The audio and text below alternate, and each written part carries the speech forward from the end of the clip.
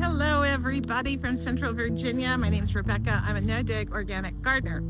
And because I'm an organic gardener, or any gardener really, should be concerned with compost. Compost is really, really important, and you can make it for free. I have a lot of videos about making compost, and today I'm going to try something a little bit slightly different than what I've done before. So let me kind of walk you through what I'm going to do. It's nothing fancy, but you think about the resources that you have and how to help your compost break down. Now, this particular compost pile that I'm making is not the perfect pile.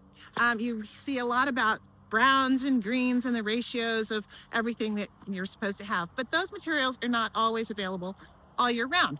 Right now it's November, I'm cleaning up my garden. There's just not a whole lot of real green stuff around right now. But I am gonna go ahead and do another compost station here in my lower garden. Now, if you've been following me and you've been watching my videos on compost, on my compost playlist, which I encourage you to check out, most of my compost is in another station that's halfway between my garden, my main garden, and my house. And that's because we put a lot of things from the house in there. And it's kind of out of the way where you can't really see it. But I was cleaning up this part of my garden. And as you may remember, I had a ton of pumpkins growing all over the place here. And I had runaway cherry tomatoes growing absolutely like wild through this whole exterior part of my garden, as well as the interior part. But I was cleaning up out here in my exterior garden, and I had not finished emptying out one of my compost bins because I'm putting my garden beds together. So I didn't really have a space for a lot of the stuff that I was pulling. Also, a lot of the stuff I was pulling was rougher stuff, tomato vines, old pumpkin vines, dead things mainly that didn't have a lot of green left in them. And I thought, you know what? I also hurt my knee, and so I didn't really want to I wanted to take care of that knee so it would heal, which I did, and it has. But I was just like, man, I just need to put some of a compost pile down here. So that is what I did. So here is what I've done. Now I have started building a compost pile right on the edge of my garden. This is on the edge of the field, and you will also notice that I have hay bales that I'm stacking up around it. Here's the stuff I've been putting into the pile. You can see a lot of it's just rough. I'm putting a lot of the flower seeds and things like that in here. I don't know what's going to become of this compost, and I think it's going to take a long time for it to break down to a usable state, and that is absolutely fine. But I have a lot of hay bales because, you know, I always use hay in my gardening. I let my hay bales sit for a season, and then they begin to spoil like this. And this is what I actually use as my main mulch in my garden. And I had a huge a stack of bales right here, and I have been gradually moving them to my garden as mulch, top bed mulch. Here you'll see a wheelbarrow full of more garden stuff that I'm going to put into this area.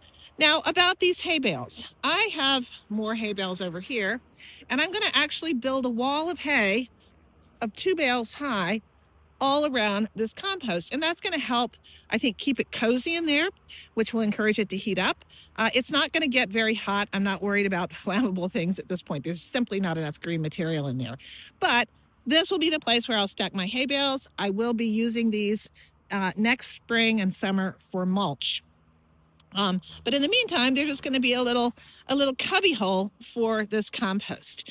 So as I said, I've got all sorts of things that I don't always, well, I put flowers and things, but things like marigolds, and this is from the blue spice basil. It self-seeds like crazy, and it might well just come up in this compost pile out here, which is just fine because it's outside of my main garden. I'm just going to continue to stack up all of the this in my wheelbarrow into this little cubby here.